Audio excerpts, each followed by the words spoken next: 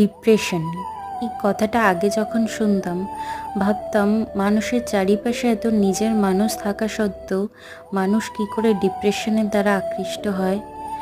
কিন্তু যখন ব্যাপারটা নিজের মধ্যে থেকে বুঝলাম তখন বুঝলাম হ্যাঁ, মানুষ ডিপ্রেশনেও যেতে পারে। যখন ধীরে ধীরে বড় হতে থাকলাম, নিজের সমস্ত চাওয়াগুলো না পাওয়াই থেকে গেল। সেগুলো হাতে ছুঁয়েও না ছোঁয়া রয়ে গেল। তখন বুঝলাম যে ডিপ্রেশনটা ঠিক কী। এখন একাকিত্বই ভালো লাগে। আগে খুব মনে হতো যে আমার আশেপাশে অনেক লোক থাকুক, অনেক লোকের সাথে আমি কথা বলি, কিন্তু এখন একাকিত্বই ভালো লাগে। একাকিত্বই শ্রেষ্ঠ মনে হয়। যখন নিজের মনের কথাগুলো বলার মতন কোনো মনের মানুষ পেলাম না, তখন একাকিত্ব